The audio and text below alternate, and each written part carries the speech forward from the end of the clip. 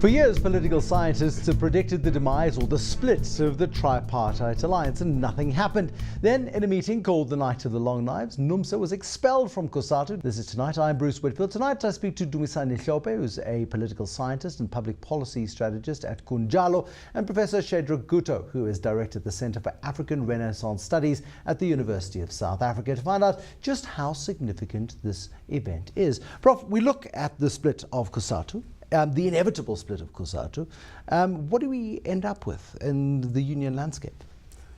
Well, I think that I would start from the fact that the tripartite alliance was already splitting slowly, and within that alliance, I think that COSATU was the most powerful one in terms of electoral democracy in helping the ANC to be able to gather votes.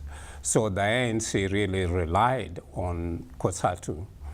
And the Communist Party, to me, is moribund, is more or less in ICU since Blade Mzimande became the Secretary General or General Secretary. I think he's going into cabinet. It is non-existent in my view until it reinvents itself. It has not been really a strong part of the alliance, but the ANC is also splitting within itself. It is not just the alliance splitting. Ideologically within it, I think there are those who thought that the ANC was really going to follow to carry out a national democratic revolution leading to socialism. Sure. That has been totally weakened. So capital must be very happy. We'll talk about capital being happy in a moment, because the history has been really interesting. You had J. Naidu being co-opted out of COSATU in international government, and then you had Mbazima Shilowa being co-opted out of COSATU and into provincial government, didn't we? So government has made a habit of bringing in the left of the alliance, hasn't it? I mean, for the last 20 years. Look, I call it the demobilisation of the left. What the tripartite alliance has served since its, let's say, 1994, is that by bringing in the leftists like COSATU, the SACP, and at some point SANCO, what it did, it really contained this potentially highly, active left wing in South African politics. So I think what we see today, it's an increasing disintegration of that. I mean, if you look at what NUMSA is saying, they are not necessarily, their point of disagreement is with the policies of the ANC. And by breaking away, you are beginning a process of the realignment of the left. So in the short run, the capitalists can celebrate. But in the long run, it's going to serve as the basis for a very strong left-wing. But is it, so you politics. Call it the demobilization of the left. Is this the remobilization of the left then, this breakaway from COSATU? Look, partly yes. And I think this is what's even more dangerous for the ANC, because if you look at in the last 5 years, there was a COP breakaway which did not have so much an ideological difference, but personality cults.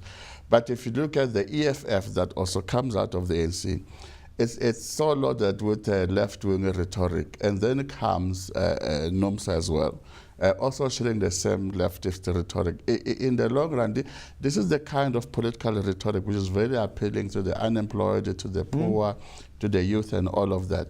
So back to your point, whether this is a case for the capitalists to celebrate, frankly, it's not.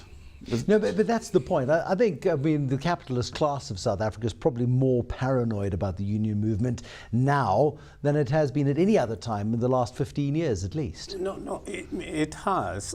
But I think that the bourgeoisie, the capitalist class, that are the ruling class in the country, mind you, we have a government that manages state apparatus, but the real ruling class has remained the capitalist. That has not changed. So we are dealing here with capitalists have strengthened themselves since 1994 There's no doubt about that. But they have done so by slowly hemorrhaging the ANC and the labor movement, COSATU, really getting some of the leaders inside. We have former really staunch leaders within the labor movement like Cyril Ramaphosa and so on. He's become quite a successful capitalist. He's become a very successful one. And now that they see him as a possibility of becoming a president of the country, if nothing significant happens in the next elections of the ANC, they're smiling. But what they don't realize is that I think they agree with Dumisani that the left needed a fracture within this Communist Party.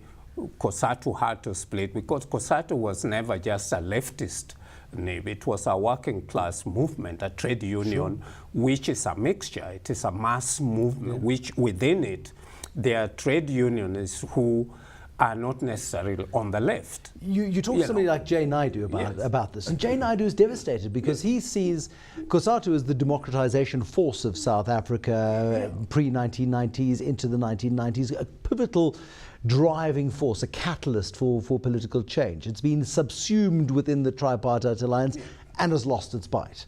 What we see now is 350,000 odd NUMSA members splitting. Will they have the political clout that they hope they will have, Dumisani?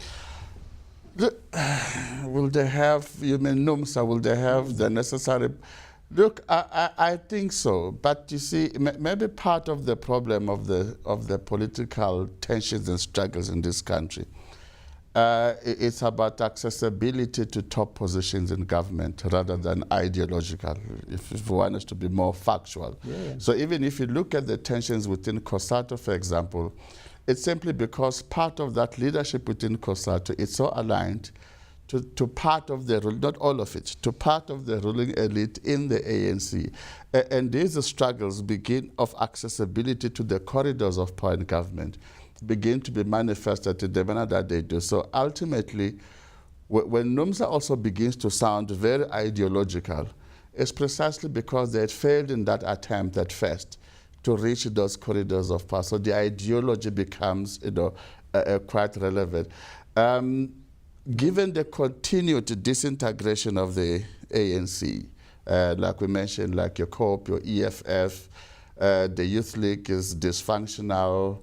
The Women's League, it's in some states. It has never been alive. It is basically an entertainment so kind in the of long structure. run, what you have, Prof, is this seedling that exists for a new movement to emerge. And interestingly, if you check African politics, liberation movements that became government, after 20, 25 years, they were challenged by their own seeds of little groupings that eventually toppled them. But when liberation movements fail to deliver on the promise of the liberation movement engaged in, because they get drawn into the center, they get drawn into the business of running the country, you will have people who feel left out of the process. No, but there are two forces there. You are right, that being sacked, and Dumisani is also right, that they want positions within government. Some see themselves as they want to be premiers, they want to be members of the executive committee in provinces, in local government, in the